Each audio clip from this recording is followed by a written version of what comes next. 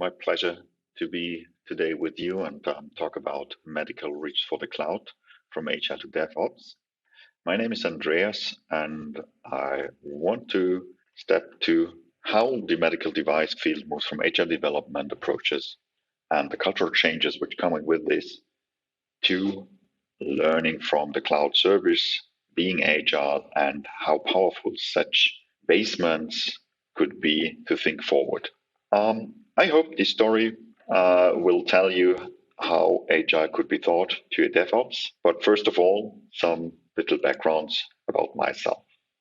My name is Andreas. I'm working for Roche Diabetes Care as head of R&D digital sensing control. So I'm a team leader, and my team is taking care about software solutions and software developments around sensing and control. Means sensing blood glucose values and control them either via insulin or other measures. My general background is I'm working for 12 years now in several R&D areas. I've studied communication technologies with a focus on electronics and digital data management. And I was, participating in different industry areas like aerospace and transportation, energy management, and finally now in the medical device development. Apart from that, one of my favorites, or I'm ambitioned Agilist. I take a lot of time in Agile coaching of my teams, work with them on solutions or ideas how we could really bring an Agile mindset within the teams, and what could we learn from DevOps and how could we really approach that forward. The underlying agenda of today's speech is I will talk a bit about my experience and trends, how I've seen them over the different technologies or industries, what are my learnings and challenges coming with this, and then what did we experiment already in CICD, and how these learnings or experiments then leads to our conclusions regarding what's DevOps versus a traditional setup and how could this really improve our daily work. And finally, I hope for some really good questions from your side, and looking forward to see this. But first of all, what is my experience and what is my Agile background? I, as said, was working in different industries, starting with aerospace transportation. And there we already in the year 2009, 2010, realized that there is a need to change, to rethink how we do things and how we could really benefit from trends on the market. And we established something sprint-like. We had some iterations, we worked through to that, we synchronized always on this. It was 2 to 3 weeks, probably 1 month, but we synchronized in these time phases with the product management or system engineering team to really get a better understanding how we need to develop things forward, and we always synchronize with them.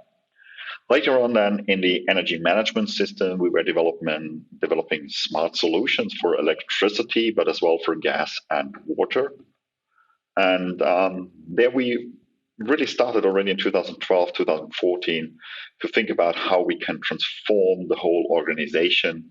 And that day, Scrum was a big topic, and we decided to really go for Scrum teams, cross-functional and also cross-sites. So we had 3 development areas where we're working on, and we did a great job in really get a product focus within the teams, have all those Scrum ceremonies established, and really delivered customer orientated into the market.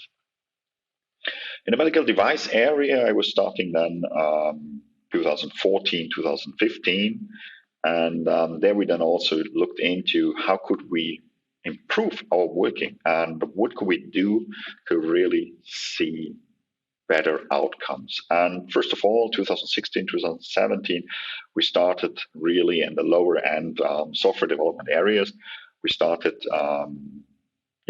tackling Again, our situations with Scrum, because that was for sure a tool I've used already, I was very familiar with. And we always discussed the needs. How could Scrum and Agile development go hand in hand with regulatory needs?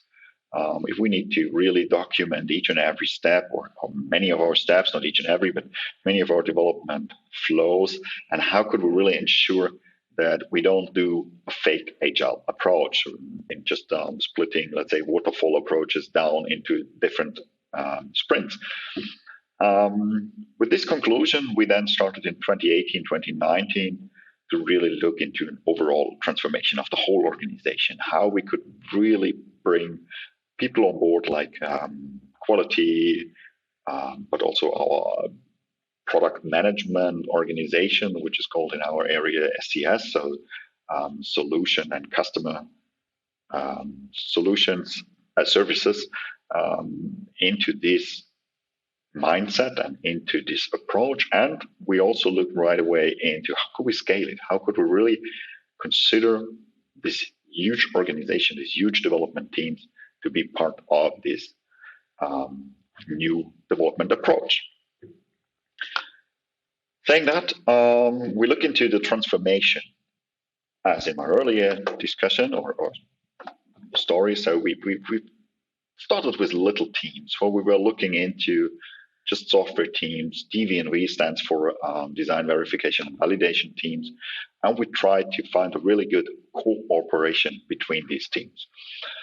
With this experience, we then started looking into how could we extend this to other areas like hardware, like mechanical, like chemo, biological.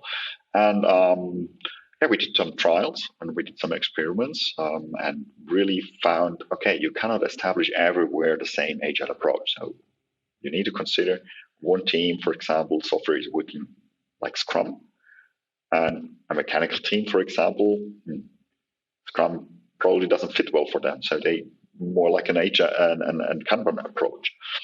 So that was done a bit of experimenting, seeing where it really gets. And we already realized, okay, the teams really changed their mindset. So they really looked into it as a beneficial tool, as a beneficial method. They learned how to better communicate, how to better estimate themselves and understand what they can really achieve and how they can go forward. So the last step, then the organizational change.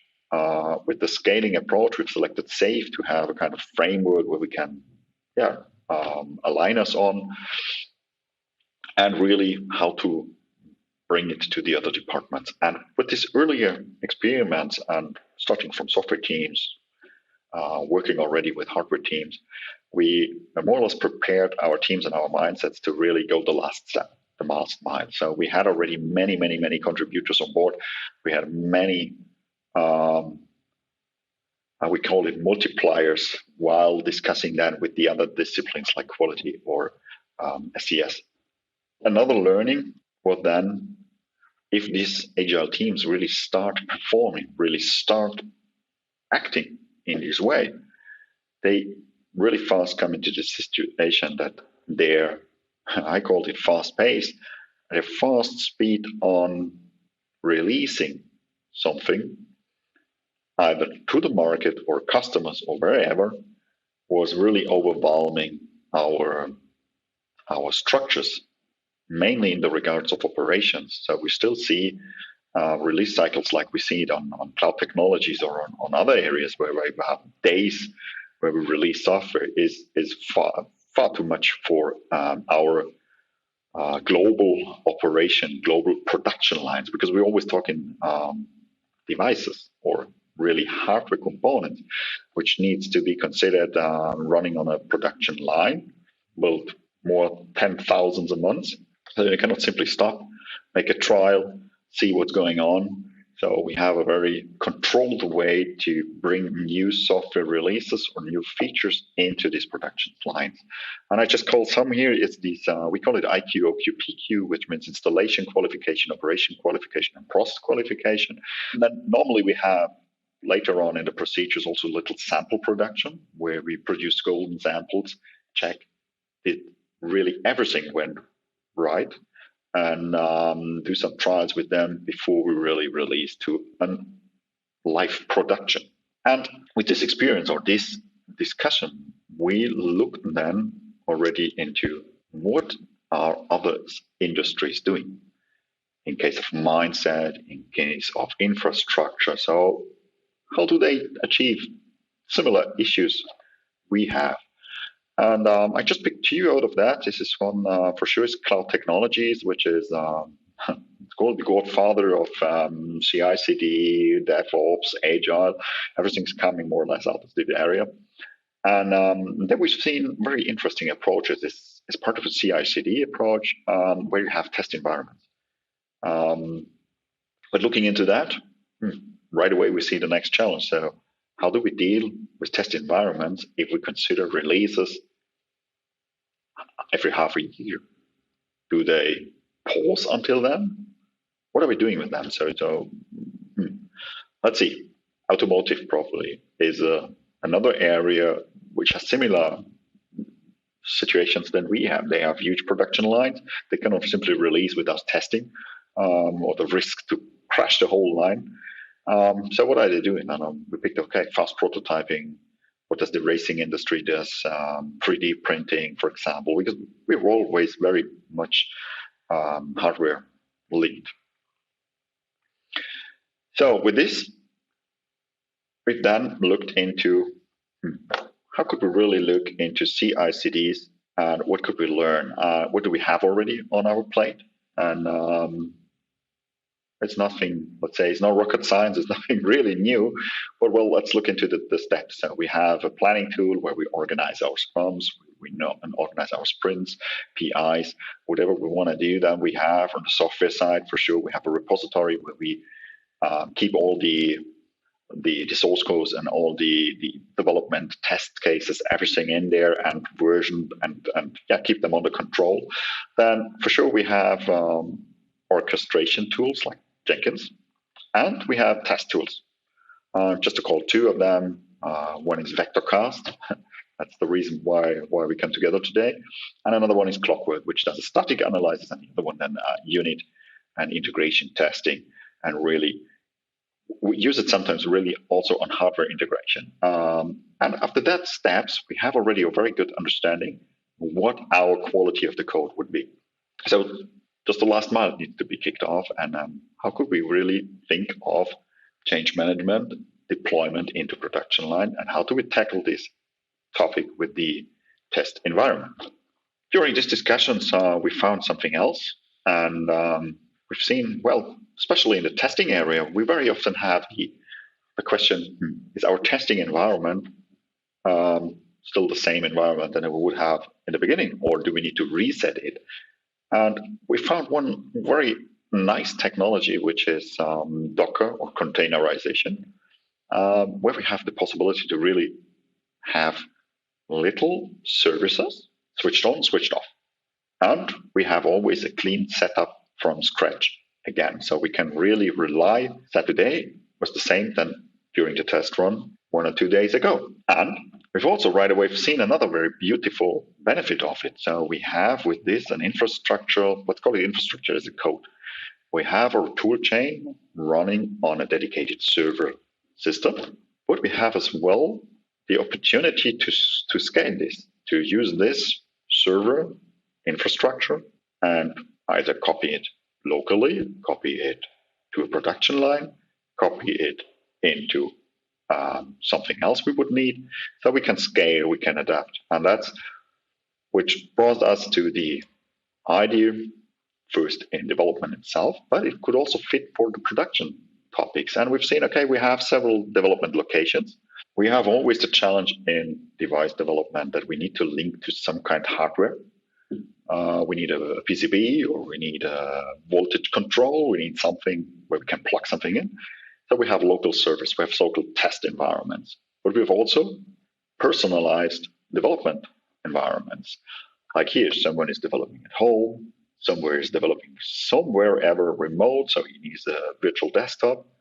Now we have, for sure, test servers, as mentioned before, and we have an overlying infrastructure from our in-house IT. And We have let's say the end goal. We have the real cloud-based technology where we can demand server capacities as we would need it. So we don't have the need a traditional hard-linked IT infrastructure would need. And the strategy is to really start on the base, establish something locally, establish something in home. And if you get familiar with it, as it is containerized, so if we see this container could be probably split, it could be completely virtualized, so let's push it to the next level until we really reach to have it in the cloud completely. What's the benefit in having that? I would call it's a bit a tools versus services discussion. And what we've seen is in the past we did, let's say, X installations within our development team.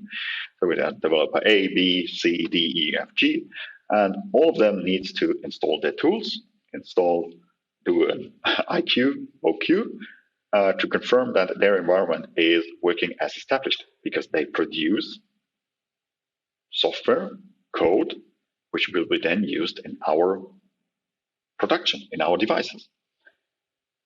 And that was annoying, a lot of effort. So we thought, what could be a benefit to have it as a service? So the root or the single source of truth is our server environment. There we have validated and qualified containers, which produce always the same output. And developer is just pulling it from there. And on the other hand, if he then pushes his code back into the repository, the real production code is always built on the same chain. Also, no rocket science, nothing new, so it's done all over the place. But in our case, we realized, well, that's another very beautiful setup, because we can scale teams right away. So a new developer could pull the containers from the line and have even on embedded environments, where it was in the past a lot of installation effort, a lot of tools, a lot of drivers. You needed, sometimes we were one week busy to set up a PC that someone can work. So we have a container, we download that, and we get it in half an hour, 1 hour, probably a day. And therefore, we really see huge benefit and huge value in turning from a traditional tools installation-based environment and service-based one, and call it infrastructure as a code. If we from there start further, as that in the beginning, so we have the production lines where we also can pull on a test line or wherever Docker containers if we would need them. To perform tests, to perform a qualification. This IQ, OQ is usually very handmade, but now we can automate it. We have the same infrastructure we can run on a test system. We can then take it over to production line without installing something for on site. And really, we can combine the teams much better than we did in the past. So on operation teams, and there we are in the DevOps approach, and development team and an operation teams is really going hand in hand. And we, with this, enable them also to take over responsibility, which was in the past very often, okay, it was more like throw it over the fence and see what the people are doing. So now, as the tools, everything is really going hand in hand. So we share the responsibility and we enable everybody to really take care about their objectives and what they want to achieve.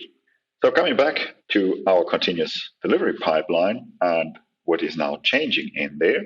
So with these ideas, we really enable a production line, mass production lines, to cope with the continuous releases coming out of an Agile team. And remembering back, so I thought Agile is only the basement for an overlying strategy to really move with the Agile approach and the tool set we've learned from cloud technologies, CICD, how we really can come to an hardware-based medical device, fit for medical devices, DevOps approach, which will you also enable to update and work fast on even medical devices or devices in general. One topic still not really completely solved. So is this really how to do a test environment if it needs to be hardware based? But we're working on it, and stay tuned. Probably on the next sessions, I have a little bit more information on that one. So with that, I'm more or less in the end, just leaving open for questions. Thanks a lot for your patience. I hope I could give you some more insights what our minds, what is in our minds, what are we thinking through, and how medical is using containers, vectorcast, and so on, and why are we requesting that. So I'm open for your questions. Thanks a lot.